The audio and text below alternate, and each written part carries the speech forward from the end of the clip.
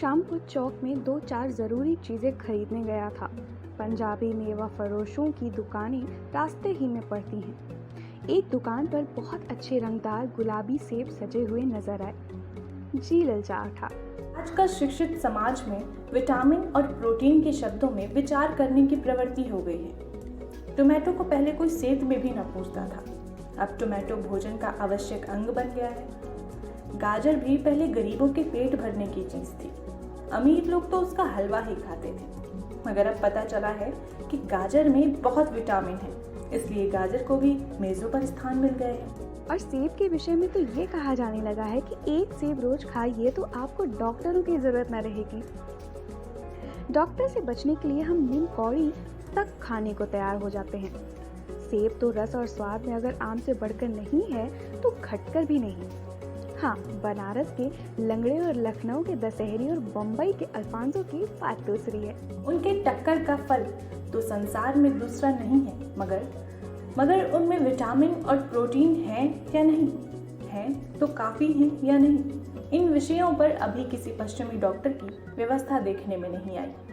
सेब को यह व्यवस्था मिल चुकी है। अब ये केवल स्वाद की चीज नहीं है, उसमें गुण भी हैं। हमने दुकानदार से मोल भाव किया और आज से सेब मांगे। दुकानदार ने कहा, बाबूजी बड़े मजेदार सेब आए हैं, खास कश्मीर के, आप ले जाएं, खाकर तबीयत खुश हो जाएगी।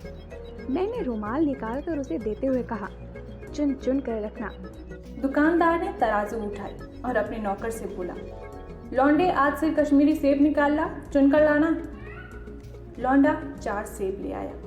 दुकानदार ने तौला, एक लिफाफे में उन्हें रखा और रुमाल में बांधकर मुझे दे दिया।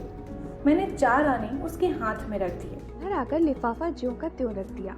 रात को सेब या कोई दूसरा फल खाने का कायदा नहीं है। फल खाने का समय तो प्रातः काल है।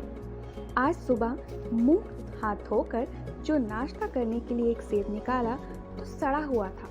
1 रुपए के आकार का छिलका गल गया था। समझा रात में दुकानदार ने देखा न होगा। दूसरा निकाला, मगर ये आधा सड़ा हुआ था। अब संदेह हुआ, दुकानदार ने मुझे धोखा तो नहीं दिया है। तीसरा सेब निकाला, ये सड़ा तो ना था, मगर एक तरफ दबकर बिल्कुल पिचक गया। चौथा देखा, वह यूं तो बेदाग था मगर उसमें एक काला सुराग था, जैसा अक्सर बैरों में होता है। काटा तो भीतर वैसे ही धब्बे जैसे किड़हे बैर में होते हैं। एक सेब भी खाने लायक नहीं।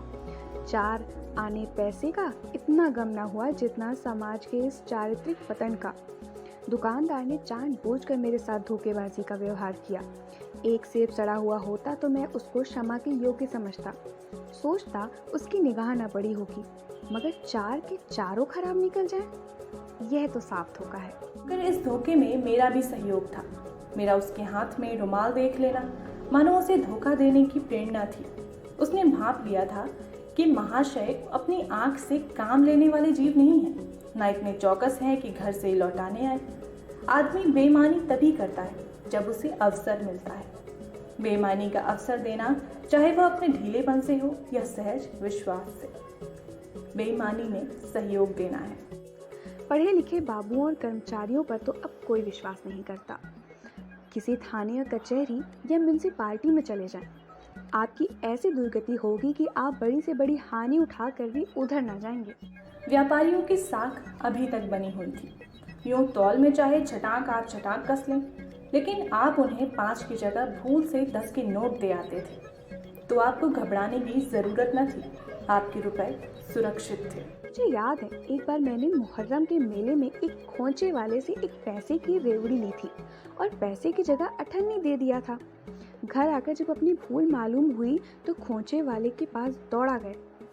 आशा नहीं थी कि वह अठन्नी लौटाएगा, लेकिन उसने प्रसन्न चित्त से अठन्नी लौटा दी और उल्टे मुझसे क्षमा मांगी। और यहाँ कश्मीरी सेब के नाम से सड़े हुए सेब बेचे जाते हैं। मुझे आशा है पाठक बाजार में जाकर मेरी तरह आंखें न बंद कर लिया करेंगे, नहीं उन्हें भी कश्मीरी सेब ही मिलेंगे।